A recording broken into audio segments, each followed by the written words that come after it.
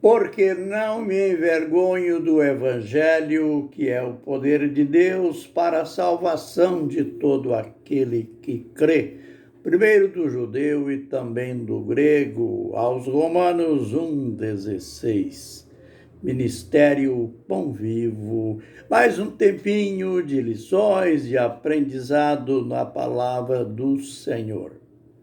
Continuamos no discurso de Pedro no dia do Pentecoste. Aliás, a primeira vez, a primeira mensagem que um apóstolo pregou dentro da organização, da fundação da igreja. E ele mencionou a profecia de Davi. Esta profecia que tem alguns enigmas, dos quais nós estamos desvendando tudo. O Senhor nos tem dado a graça de descobrir cada detalhe que Davi menciona nessa profecia. Ela é tão complexa que às vezes ficamos confusos, pensando, indagando, Davi está falando de si mesmo ou de quem? Nós já descobrimos que ele está falando de Jesus. Ele está falando sobre a ressurreição do Senhor Jesus Cristo. É lógico, ele falou muitos séculos antes, mas como Deus não é homem para que minta, nem filho do homem para que se arrependa, o que ele prometeu, ele cumpriu e ainda cumpre hoje. Por isso, compensa estudar e estudar as Escrituras, a palavra de Deus.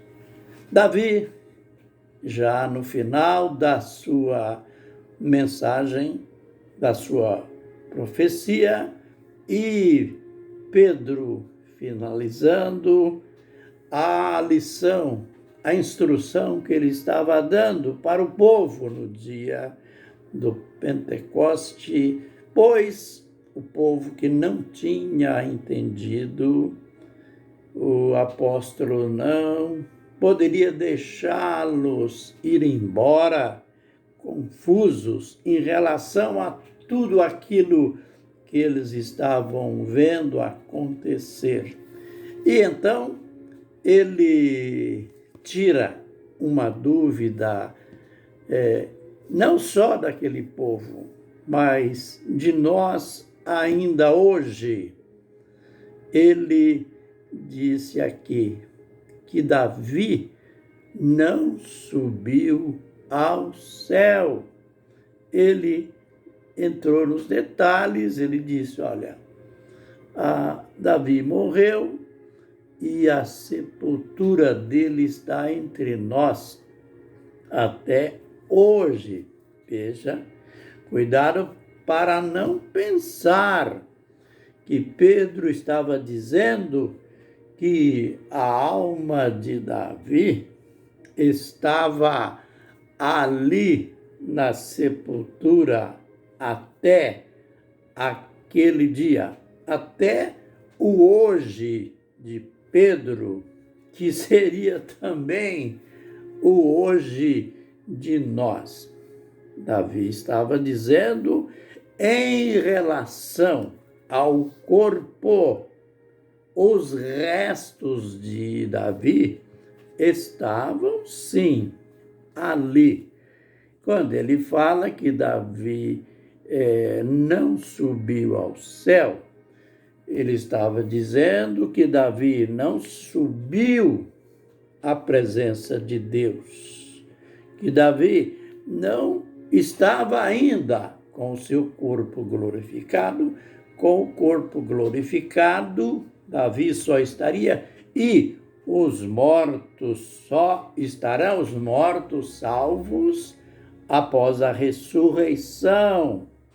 Davi estava no Hades, justamente aquele lugar em que Jesus disse na sua Davi disse em relação a Jesus na profecia: não deixarás a minha alma no Hades, nem permitirá que o santo, isto é, o corpo santo dele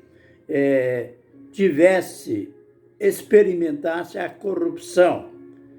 Então, Jesus, durante aquele período, isso já aprendemos, aquele período entre a sua morte e a sua ressurreição, conforme 1 Pedro 3, 18 e 19, Jesus estava vivo e ativo. Pedro disse que ele estava morto, sim, na carne, mas vivo em espírito. Ele foi e pregou aos espíritos em prisão.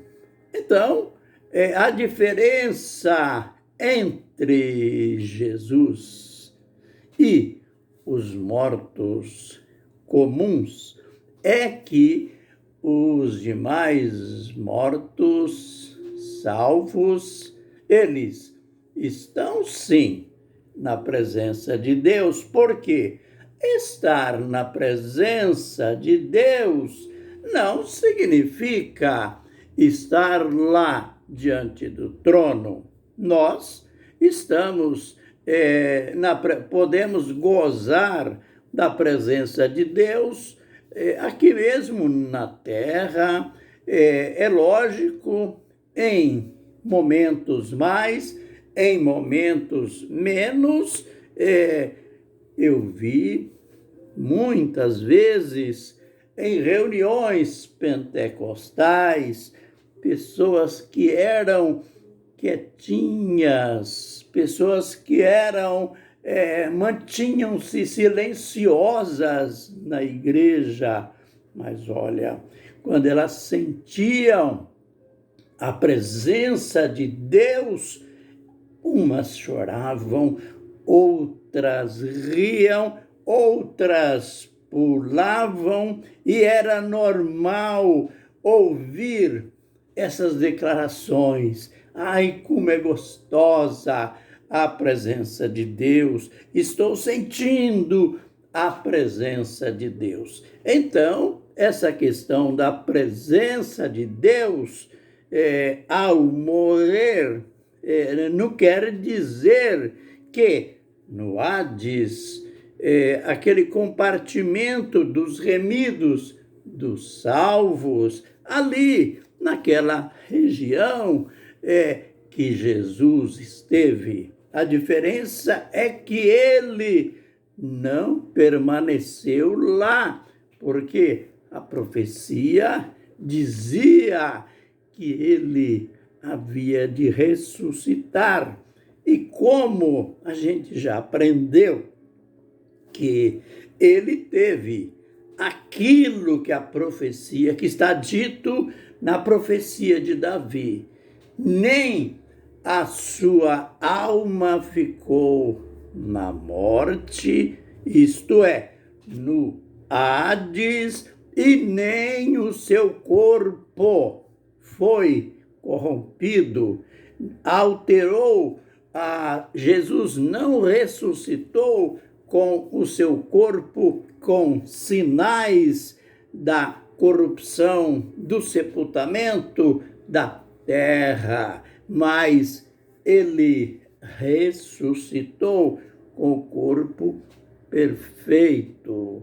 o Pedro continuou dizendo isso aqui que é lindo, que vai ficar para o próximo vídeo, porque Davi não subiu aos céus, mas ele próprio declara, disse o Senhor ao meu Senhor, assenta-te à minha direita, até que eu ponha os teus inimigos por escabelo de teus pés. No vídeo posterior, nós iremos ver que negócio é esse, Senhor, ao meu Senhor, um Senhor dizendo ao outro Senhor. Vamos desvendar este enigma, este que eu até chamo de quebra-cabeça. O que quer dizer Senhor ao meu Senhor? Certo? Então, permaneçamos sempre juntos, ligados na palavra do Senhor. Aleluia, amém e amém.